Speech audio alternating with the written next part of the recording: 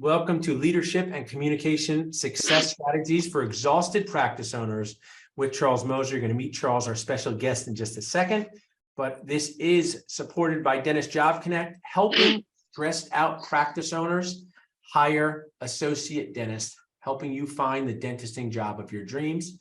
To learn more about what we do to bond dentists together, dental pun intended, text HIRE to 215-798-9897. or visit dentistjobconnect.com. If you're looking for an associate job that is the right fit for you, to see our open available jobs now, just text job to 215-798-9897 or visit dentistjobconnect.com.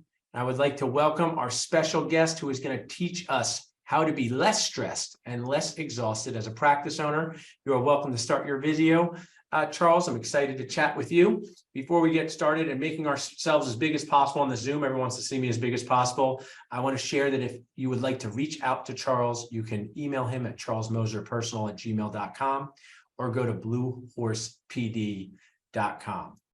Charles, thanks so much for being here on Dentist Job Connect and Dental Nachos TV. We're streaming on Facebook, on Zoom, and we're going to talk about leadership strategies for exhausted practice owners.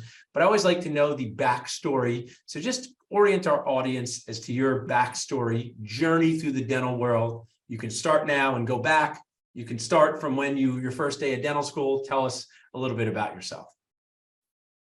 So at the age of 13, is that too far back? You could start there if you want. That's okay. We're dentists. It really does start there. My mother told me to be a dentist. Ta-da. My trek to and through dental school was fairly unique. Most people know I did flunk out of college my first time around. I can now at my age and with some of the resume that I have, I can say that with glee rather than with disappointment now, right? Because the story ends well. So yeah, went to dental school, did a residency, great residency in Hartford, Connecticut, and then off to build the fortune back in Houston, Texas. I had great mentors, which, spoiler alert, if you don't have great mentors, that's absolutely vital in today's age and in the way we're practicing. Had 3 practices of my own, and then life had a different plan for me. I crushed my hand in an accident, and I tried for a little while longer, but it became impossible to practice dentistry. I was doing high-end cosmetics, doing that AACD stuff, which is a great organization. And so dentistry was kind of taken away from me. Had to reinvent myself. I'm going to ask you to pause. I always say, Charles, interject and say interrupt because it's so key. So I would say life happens when you're making other treatment plans. So how important was it that you had disability insurance? We have an amazing sponsor that helps our audience get approved for disability insurance, get the best coverage, make sure they're not getting scammed. People can text disability to 215-798-9897. But dentists often feel invincible. It's not going to happen to me. So if you could give us 30 seconds on why everybody watching this should check into their disability insurance. I don't know how hard I can stress it. I mean, it's not short of saying it saved my life financially. I mean, it is that important. My dad was a mechanical engineer, and I asked him, did he have disability? No, he did not. I have relatives that are lawyers. Do they have disability? No, they do not. We work with our hands, okay? And I mean, think about a baseball pitcher. I remember so I was a Nolan Ryan fan. I remember Nolan Ryan couldn't pitch one night because he had a hangnail, okay? Yeah. A hangnail was keeping a Hall of Famer from being able to work. So if you recognize that we're in that situation to where any slight injury to our hand completely disrupts our lives financially, emotionally, everything else, you have to. I mean, I would even tell them, get off of this webinar right now. Yeah. Do not listen to me. Well, we're dropping it in the link for both of these. We have an awesome disability sponsor who helps people. And one of the things I'll share too is your first policy from dental school may not be covering where you are now. So there are dentists that earn $400,000 a year that are so vulnerable, Charles, because their policy pays them 80 grand if they're disabled. So it's not just for dental students. And I was at a mastermind, Charles, talk about leadership just on Friday. And the dentist next to me said, he is hiring an associate. Okay, he's going to start with us because he realized too much is riding on this hand, and he held it up. And it was Yeah. such a visual of the pressure dentists have on their one hand. He said one hand, his other hand's useless, right? Yeah. So it's Yeah. one hand. So I think it's so key that I'll let you go back to your hand is crushed. You had practices. Well, I'll show you my hand. So that was what happened from the crush injury. That happened from another injury. And this is where all the eggs were, right here in this silly little basket that was broken. So you have to pivot, you have to figure out. So now your hand is crushed. You did have disability insurance coverage, but I'm sure even the best disability insurance coverage might not set you up to never have to work again. And also you probably would be bored anyway. So what did you do then? So I had the good fortune of having some friends that were creating a DSO here in Houston, Texas, called South Texas Dental. When I joined them, they were already successful at over 20 locations. They were the #1 Medicaid provider in the state of Texas. And they were wildly successful and needed someone to come on as a dental director. They did not need me to practice dentistry. So I became a mentor. I ran 16 locations. I had no experience in that, although I loved to teach. Going to the offices and working with the young associates was a fantastic opportunity for me. What was very interesting is we grew to almost 100 locations, and I don't know many DSOs that have exited 3 times. We actually went through 3 exits, so that was pretty cool. And then, that ran its course, as I like to say, where the pebble went in and then the ripples got ultimately too far away from where the pebble ultimately went in. And so I left that opportunity, went to work with the DEO, which most people on this call, I would assume, would know, the Dental Entrepreneur Organization. I was there for 5 years almost, developing my coaching skills. I'm an executive coach. I work with a lot of chief dental officers, a lot of CEOs of DSOs. That's a very rewarding thing that I do. And that went 5 years. And so now I'm on my own, absolutely on my own, scared to death, of course, because that's what keeps us motivated and humble and hungry.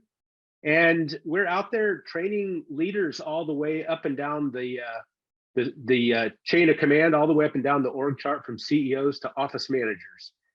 What I like to say is that while the context changes, the content doesn't. Being a leader is being a leader, but whether I'm talking to a CEO or an office manager, maybe the language or the context or the stories change a little bit, but the content is the same.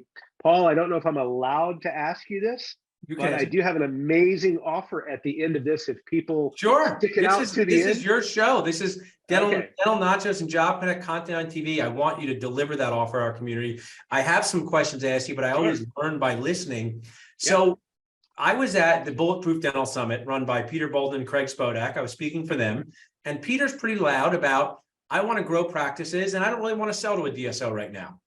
I want to run them myself and I want to be profitable. And then I go to other organizations where they are gearing up to sell to a DSO. But what I find would bond us together is it's great to go grow businesses to give you the option of doing something cool next, right? So I'm going to ask you, I have my EBITDA, biceps and EBITDA shirt on. I made that from Mark Costas. I have my way here. I'm just going to work on both the whole time. Okay. If somebody was listening in and they own 3 practices and they think, I might want to grow and scale and be attractive enough for a DSO to give me an offer, whether I want to sell or not, what are some things you would tell them to think about? If that was their goal, I want to grow from 3 to 6, I want to get a DSO to offer me money, I might want to partner. What are some Charles Moser's tips? Because you went through 3 exits, you were at Baker with me, whether it's about associates, whether it's about profit, whether it's about systems. Tell me a couple of those tips. Yeah, so I think that the people with money now, the private equity groups, the venture capitalists, are getting a little smarter, okay? And they're recognizing that all hamburger chains are not created equally. So if I had 3 locations, the first thing that I would do before I bought another location or built another location would be to get my systems all aligned, including, I know people are going to not want to hear this, but you know what I'm going to say, including their practice management software. They have to be making hamburgers the same way. People do not want to buy 25 McDonald's, 25 Wendy's, 25 In-N-Outs. That is because it's not all the same. And so they're going to have to be able to run multiple systems, and you lose the economy of scale right there. Right. I mean, automatically you lose the economy of scale, or you have 3 different economies of scale, which is, again, the big money is getting smarter. And I would rather buy 15 that all have the same systems rather than 45 with 3 different systems. I think that's key. I just interviewed someone and he said it a little more blunt than you said. The dumb money has left the market. The dumb money has left the market. Yeah, I don't think it has, actually. There's still some dumb money out there. So, but that makes a lot of sense. And but when I saw you at Dykema, you were running a great panel on associates. Yeah. How important is it for someone looking, even growing to 1 to 2 locations, 2 to 4, to be able to manage the associate process? We talk a lot about, here's how you train your office manager, talk about cost. Here's how you train your assistant lead to make sure all the cotton rolls are only 4% of your margins. But sometimes I feel the associates are left out of this conversation. I know we're going to dig into some of these questions, but just you did a great job running that panel. It seemed like that was a pain point for many of those leaders up there. So how important is the managing the associate process to your success as someone who wants to scale? Yeah. So, I mean, again, when I was at South Texas Dental, I had anywhere between 40 and 45 associates at any given time in 2 different cities. That's a lot of different personalities to deal with. That's a lot of different desires. It's a lot of different goals to talk about.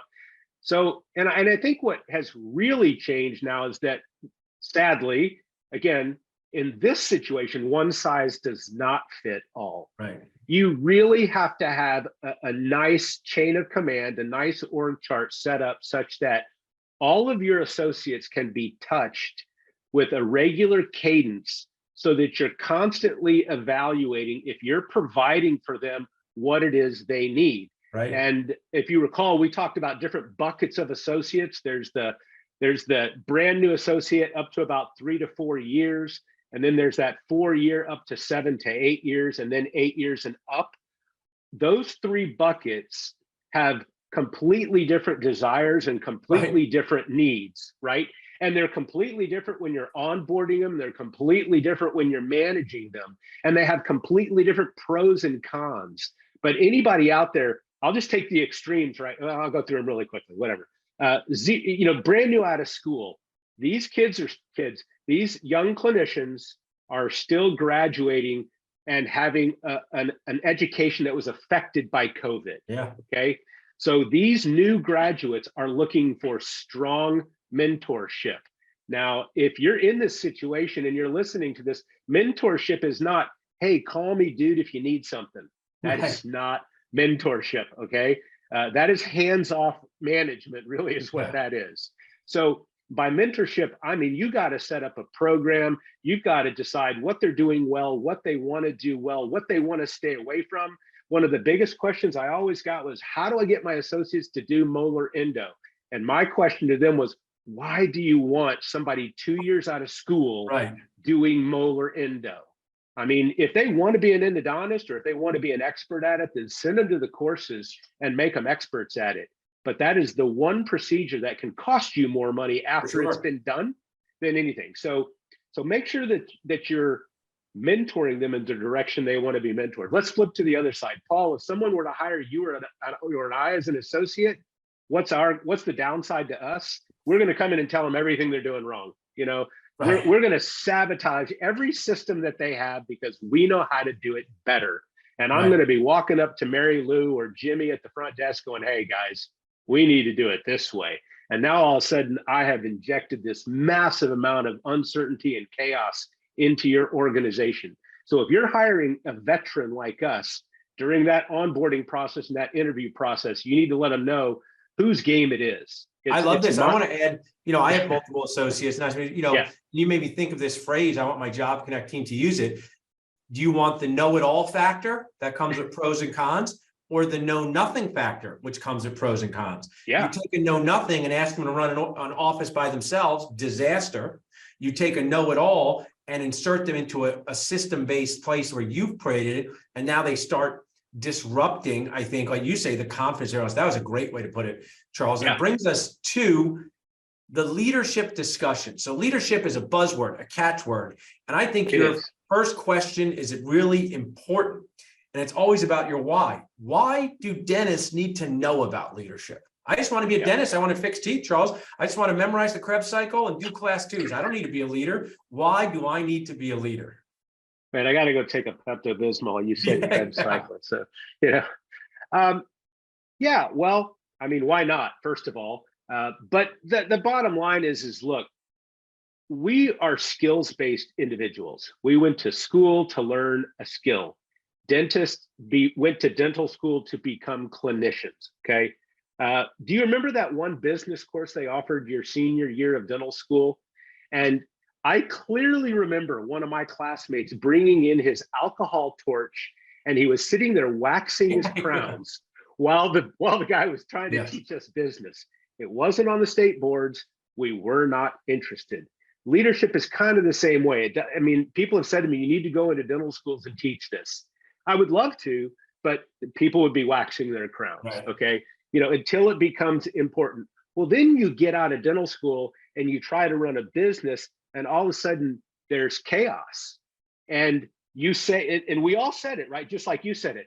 All I wanted to do was help people with their teeth, fix teeth, and go home and have a nice night. And now I'm dealing with all this freaking drama. Look, dentistry is hard. So my hope, or if I can steal a cliche, I have a dream, okay? I have a dream where myself and others like me are able to provide skills for clinicians that allow them to communicate faster with more clarity, because if we do it faster with more clarity, we save time. And that's all we have to charge for in this world is our time, okay? So we have to communicate faster. We have to communicate with more clarity to save time. I have a dream that we can create values-based cultures to where our big decisions that we're making in our organizations are based on our culture, which is defined by our core values. And that when we have a difficult conversation, I call them my crutches. The core values are my crutches. It's my ability to say to you, Paul, look, it's not about you being late. It's about our core value of being here and being ready to go for our client, for our customer, for our patient. And when anyone is late, whether it's you or me, we are out of alignment of our core values. That's a problem. Now, I love that. And what you do there, and I've had the opportunity to work with so many coaches, and one talks about SBI, situation, behavior, impact, and what you're passing to that person. My other dream was to play professional basketball, Charles. But what you're passing is not judgment to them. You're passing them a system, because if you pass too much judgment, say you're late, you're no good, they shut down. Nobody opens up to that. I mean, I have a drawer in my house I'm supposed to clean, and if I go back tonight, my wife says, you never make time for it, you're lazy, you're this. You know what? She actually could be 100% right. Yeah. And I'm just not listening, because my initial thing is just to resist. But she said, if you don't clean out that drawer, the impact on our family is X, Y, and Z. So I love that as the start to this discussion. I think a good blog by either of us would be Dentist, the Reluctant Leader, because what I want to share is, and I'm going to get to where leadership starts. When you're an associate dentist, you're a leader of the operatory. If you're a solo practice owner, you're a leader of that practice. I just interviewed someone for Job Connect that has 4 practices. She is the leader of those 4 practices. So leadership exists inside of the operatory, outside of the operatory. And I think that associate dentists are naive to think, oh, I just work for someone else, I don't have to be a leader. Because when it's you, the assistant, and the patient, that is a trio that needs leadership. And, I always say this to an associate. So I say, let's say you're inserting a crown on Charles Moser. The contact is light on 15. Do you take a new impression right then? Or do you put his temporary on and send him home? And they go, I just take a new impression to make it right. I said, yeah, but you have 3 hygienists to check, and the next patient is for 5 implant crowns. And Charles Moser happens to be a 78-year-old grandfather who has a lot of time on his hands. You made the wrong decision. You say, you know what, Charles, let's take a time out. I'm going to bring you back. So this is perfect. And I just think it's a good example of that. The next thing I want to ask you is, this is a great one. Where does leadership start? If someone's listening, we have people on Zoom, on Facebook, listening in their car, they say, I'm with you, Charles. I want to be a better leader. Where do you start? Yeah, it is a great question. And I've been asked it 100 times, if not 1,000 times, and I still love answering it. And I keep trying to refine my answer because again, Paul, I think, we've known each other for a little while now, and we're both into action, right? We're both into not just a talk and walk. So I tell people, just find one thing to do from any webinar, any podcast, whatever. Love that. Just one thing. You can't do it all. Just do one thing. Well, here it is. Here's the money shot right here, if you will. The one thing is start to develop higher self-awareness. Now, nobody's going to argue with everybody. Everybody just went yawn, right? It's like, oh my God, here it comes again, right? But wait, listen to me and stay with me here. No change can ever happen until you recognize and realize and accept that there's a need to change. Yeah. Okay, again, no one's going to argue with me on that. But how do you come to that realization? You come to that realization by asking yourself questions, enlightening yourself with self-awareness. And I even have a couple of questions that you can ask yourself at night. I used to do this. I'd like to do it. I need to get back to doing it, because this is self-awareness at its best, and it's also leadership at its best. So two things that you can do. When you wake up in the morning, you should ask yourself, and you can do this on the run, you can meditate if you like, that's great. But again, you just need to have the intentionality to ask yourself the question, how did I sleep last night? How do I feel right now? Am I tired? You have to label it. You have to put a name to that feeling. I'm tired, I'm excited, I'm happy, I'm anxious, I'm depressed, I'm fat, I'm skinny, I'm hungover, whatever it is, right? Yeah. You have to put a name to it. And as soon as you put a name to something, it puts space between you and the issue. Yeah. Okay. Until you put a name to it, you're wearing it on your back.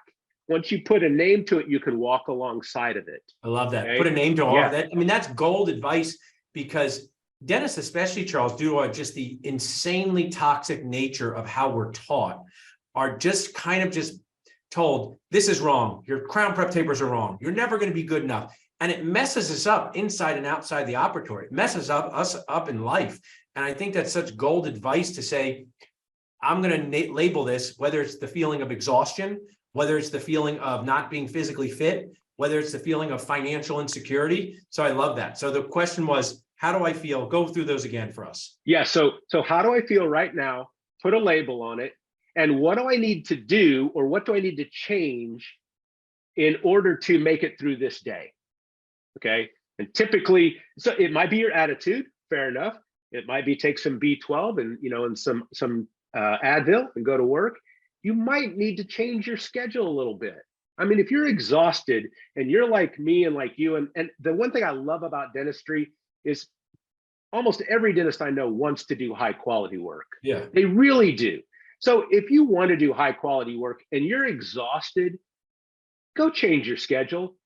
Take the fillings out of your schedule and just do the big stuff and have a nice day. Then you're going to find out, you're going to be like, wait a minute, I just made more money doing less dentistry. Yeah. Okay. So just ask yourself, how am I feeling? Label it. What do I have to do to get through the day? Okay. And then at the end of the day, this is gold right here. There's 3 questions and they epitomize leadership. It takes you 60 seconds laying in your bed. You ask yourself, what did I learn today? I like that. What I learned today. Answering that question is self-awareness, right? You have to actually reflect on your day. Okay. So you're reflecting. What did I learn today? Could be a skill, hard skill, soft skill. Could be that you made more money seeing fewer patients, right? Because that patient that you had, they were like, well, can we do both crowns at the same time? And you're like, yeah. Okay. So you just made more money by taking a patient out of your schedule. What did I learn today? The second question is, how can I use tomorrow what I learned today? So the second part of leadership is growth, right? So the first one was self-awareness. The second one is growth. How can I use tomorrow what I learned today? And the third question is, who can I share it with, or who can I teach it to? Which the last part of leadership is service. So we've gone through self-awareness. I want to start asking my growth, children that too. That's a great question as a parent, especially for 9 and 5-year-olds. So I just think that's type of stuff, what you shared, to go back for a second, should they have an 18-hour course by Charles Moser on leadership in dental school? No. Should they know that leadership skills are important? Yes. I'm a big fan of hear the words, say the words, right? You're in Philadelphia. You need to be aware that you can't walk around by yourself at night in certain areas. That's awareness of something scary. You're in Philadelphia. There's awesome museums for you to go to any time that you want. So if I was moving to Philadelphia for the rest of my life, Charles, I would like someone to tell me during Philadelphia Dental School what to expect. So I think there's a middle ground of exposing dental students to the skill sets they need without going into too much detail.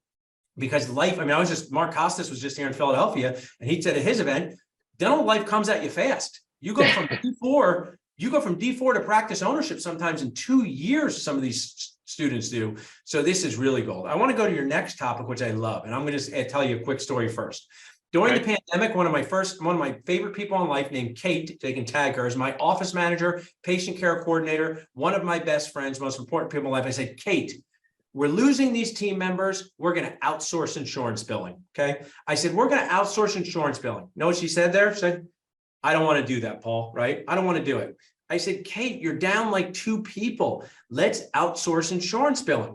Paul, I can do it, right? This is how she felt when I said the change. Mr. Grumbly, I don't want to change, right? I don't want to change. Okay. You know what I did, Charles? I said, Kate, I hear what you're saying. We're going to do it for 90 days. If at the end of 90 days, you don't like it, we'll stop. 3 years later, she looked at me and said, I want to tell you something. That was the best thing you ever did for me, right? So why is the Kates, who I truly love, Sure. why do people hate change? Yeah. Well, first of all, there is science behind it, and I'm sure you've seen it and read it and heard about it. I mean, there is real science behind change and how it comes at us, and then it pushes on our ego, and our ego actually is designed to protect us, Gotcha. right? So change represents, typically in Kate's situation as well, something was being taken away from her. Yeah. Okay. And so it diminishes our self-worth, whether it's consciously or subconsciously. So she's going to push back on that, because if you take everything away from me, then what is there for me to do? Right. So that's one part about change. But I think it's so interesting because we've all said the quote, that the only constant in the world is change, right? So if that's the case, then, well, why do we hate change so much? Well, one of my favorite people in the world puts it this way. It's not that people hate change. It's that people hate the way we try to change them, That's something. right? And that we need to change our relationship with change. I like that. So this is a great story. We come in, and you've heard, again, everybody, I hope everybody's laughing their ass off when they hear this story, because if you've bought more than 2 practices, you've had this. You go in, you do your due diligence, you meet the team, they have this amazing culture, you sign on the dotted line, you walk in, you're the new owner, and someone comes up and quits. Yeah. And you drill down on it, you say, Paul, why are you quitting? And ultimately they look at you and they go, man, I just can't handle this much change. And you're like, okay, well, you're going to go work in another office. You're going to find another location. Yeah. You're going to have another boss, probably more systems, a completely new team, but you hate change. How does that make sense to anybody ever? Right. No, it's irrational and feeling based, but I was a part of this business group Vistage. I remember one of the speakers said this great thing. No one ever got their own feeling wrong, right? So that was their feeling. No one ever got their own feeling wrong. It might not align with facts, but it's such a great example, because they were going to get to stay in the same office that they drove their car to, working with the same patients. All that changed was the dentist. And instead their reaction to that was to change 4 things instead of 1 thing. But I think it's because I think maybe, not to fish for a compliment, but I think the way I handled it with Kate was masterful, because I didn't give in and say, no, we're not going to outsource insurance billing.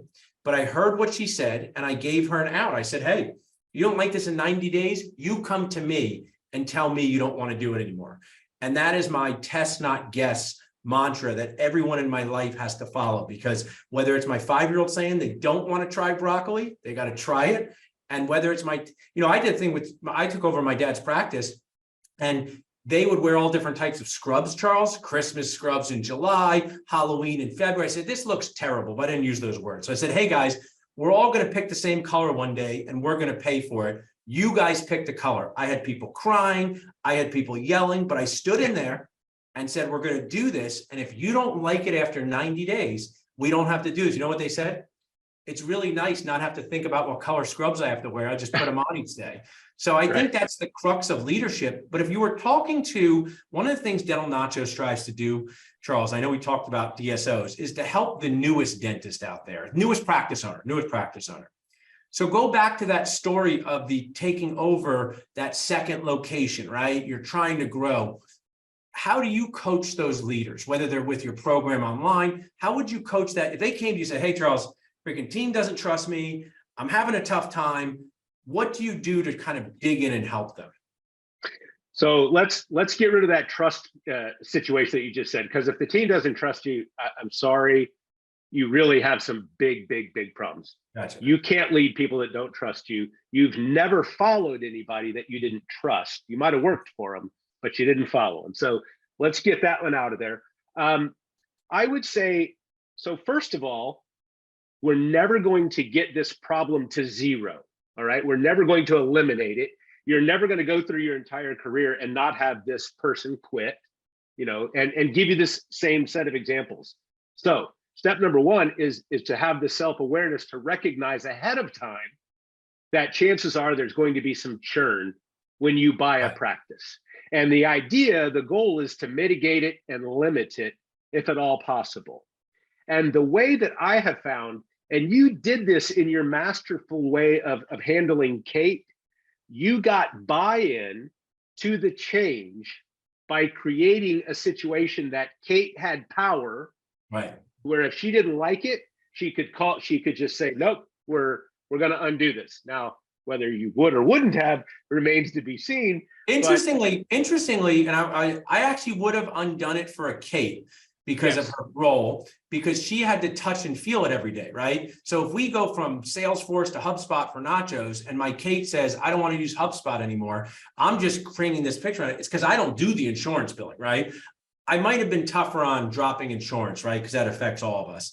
But I do let people lead their own lane, because then I feel like I really ruin our relationship if I don't. But I'm kind of a good prophet, right? I knew she was going to love it, because who wouldn't love not having to wait on the phone with an insurance company? But back to you, sorry.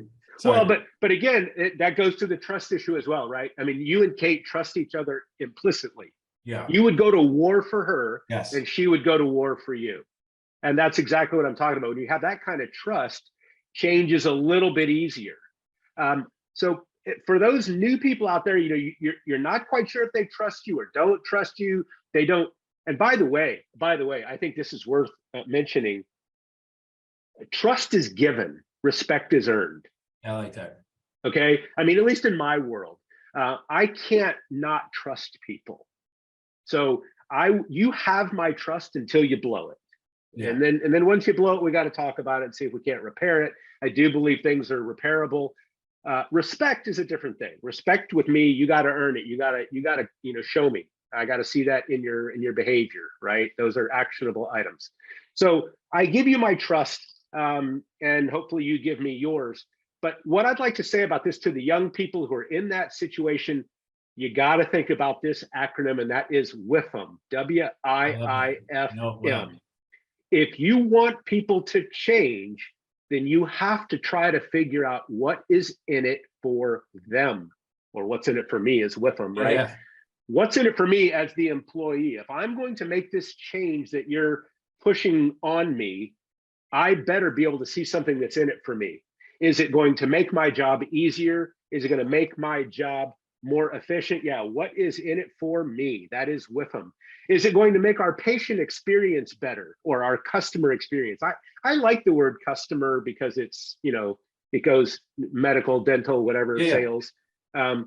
If it's better for our customers, and I believe in our vision and our mission and our core values, then I will adopt that change. If it's better for me, if you said to me, hey, Charles, use this new system and you will get out of here on time every day. That's what I'm so glad you said that, because I was going to say, when I sit down with a bunch of dentists for a C course, because they don't follow directions, say, hey guys, if you do not follow directions at the C course, we're not going to finish on time. We're not going to finish on time. We're not going to finish on time. So, and I think when I talk about that punctuality thing, that's what I tie it to. I say, hey, you know how we all like to get out of here on time? Because it's so important for us all to do that. Whenever we don't show up on time, that domino effect pushes everyone back because, patients are and I love that you said that. You were reading my mind because I actually with them. The bribes and threats, rewards and consequences, threatening we're not going to be done on time with something to people working in the dental office is the biggest time I think. I hear you. What do you need me to do? Jumping jacks? I'll do them. So as I wrap up, I want to bring up your stuff again, but the last question I want to ask you is this information that you teach and you see, how has it changed your life or the lives of your clients? I can just say I'm still type A. I mean, I've always been a very type A individual. But I can say, again, as strongly as I feel about the disability insurance, another plug for your disability vendor, it changed my life because I don't play in right or wrong anymore. I don't play in the shame and the blame game anymore. I don't play in the you did this, so therefore I did that. It's not a tit for tat type of situation anymore. My wife and I were having a conversation earlier this morning, and we had a fun little argument. It wasn't an argument, but I said, hey, you told me your side of the story and I didn't say a thing. And she goes, yeah, but she goes, I know what you were thinking. And I'm like, look, man, come on. I mean, we've been married for 36 years. So of course, you know what I'm thinking. But 10 years ago, I would have turned around and told her what she did wrong. Yeah. And I mean, where does that put us, right? Now we're battling over right and wrong. We're not battling over the issue. We're battling over egos at this point. And I'll tell you one quick story. When I came back from John Maxwell, again, I worked in a Medicaid environment.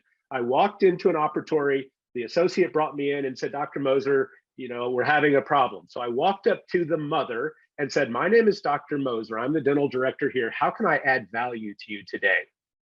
And I mean, short story long, she looked at me like I was crazy. And I said, no, seriously, my name's Dr. Moser. I can fix just about anything here. How can I add value to you today?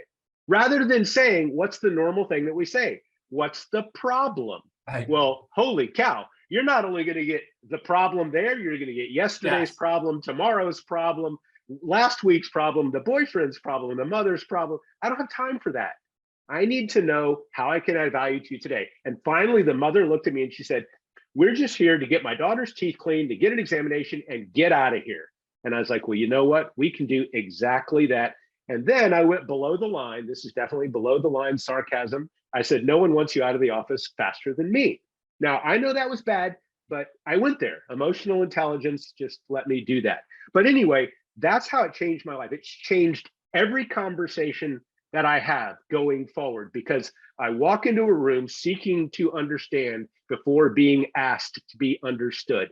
And when you do that, it changes every conversation in your life. So, how has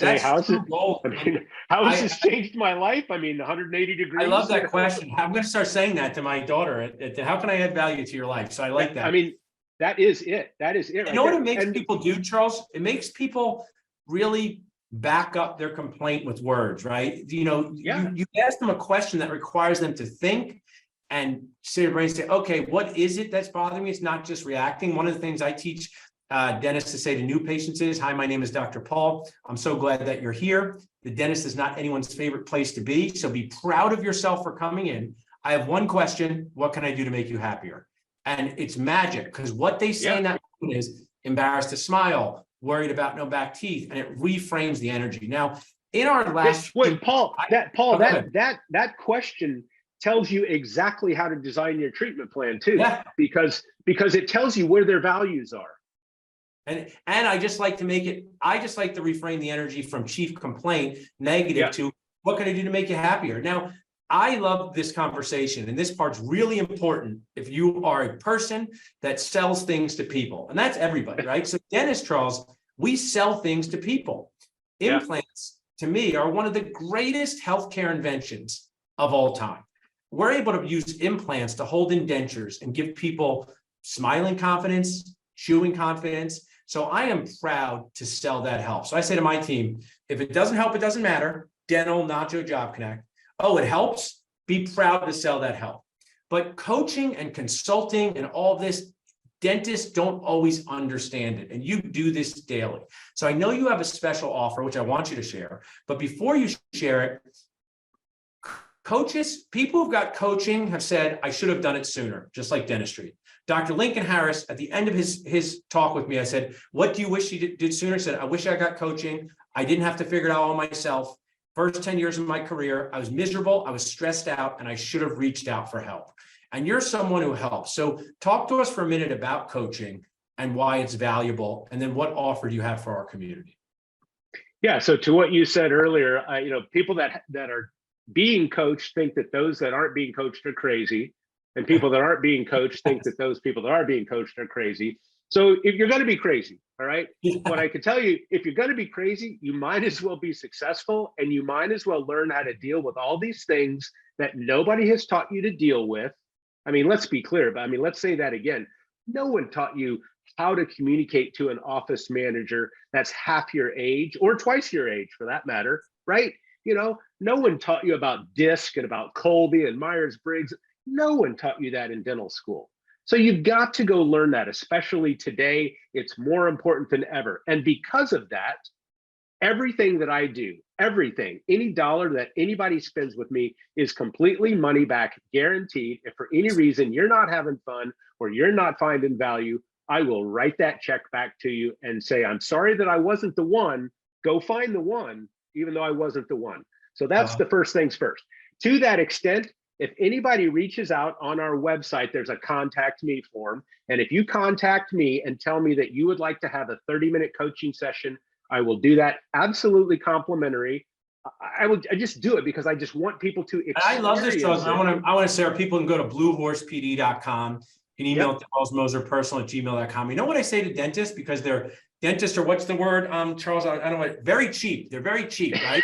They'll spend more on their golf swing, and they still stink at golf, than they do on their business. But what I tell people, do free consults and demos. You always learn something. If you do a consult with an accountant that's not your accountant to look at your taxes, and you say, I don't want to work with you, but thanks for this consult, you will have learned something you didn't know before. So this offer, take advantage of it. Go to bluehorsepd.com, because it's just that one magical move forward momentum you have. And just in tiny ending us on a fun note here, I bet you know a client, you don't have to say their name, that was very resistant to coaching and didn't want to do it. But now they've probably become one of your biggest fans, because those people, the people who didn't want implants and thought it was too expensive and fought me on it, Charles, and then they did it. Well, now they want to wear a shirt that says, I love implants. So for those dentists out there that might be that way, just kind of share a success story, even if not the name, of somebody who's living their best dentisting life after working with you. Yeah, sure. Well, that if you coach people long enough, you can't help but go through some of their personal issues as well, and what starts off, and I'm not a psychologist, and I don't claim to be, and I don't play one on TV or anything like that. I will tell you that I finally did have to tell a client of mine, you're extremely insecure, which is what is driving all of this aberrant behavior and getting you in legal issues and legal problems. It's not that you're a bad person, but it's your insecurity that's making you do things that are really unacceptable in today's world. And he got really mad at me. And then the next morning, he sent me a text that said, thank you for telling me the hard things that I needed to hear. I absolutely love that. When in 2010, I told my dad we're going to invest $50,000 in a coaching program. And he said, Paul, I don't want to do it. All the team members leave. I said, Dad, we need to learn how to run our organization.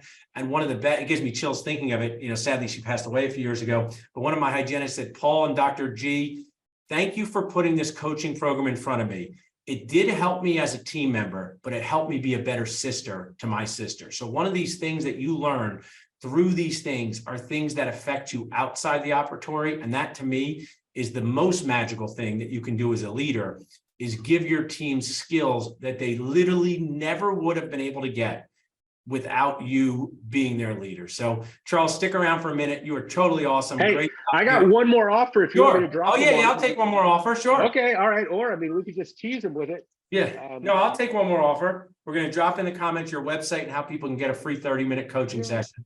And then what's our other one? The other one is when you go to the website on the, there's a blue square up at the top right that says buy the course.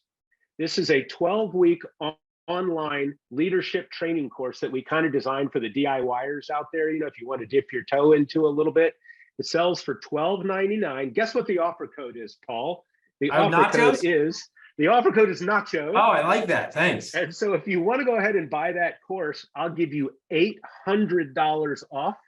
Becomes $499 for a 12-week course. You get 3 30-minute coaching sessions included in it. Again, complete money back guarantee. But as I like to say, it'll work if you do the work. I promise. 100%. I absolutely love that. My team will get that all into our fob. Well, stick around for a minute. We're going to go off the Facebook Live, but thanks so much for sharing. You got it. It was great to be here.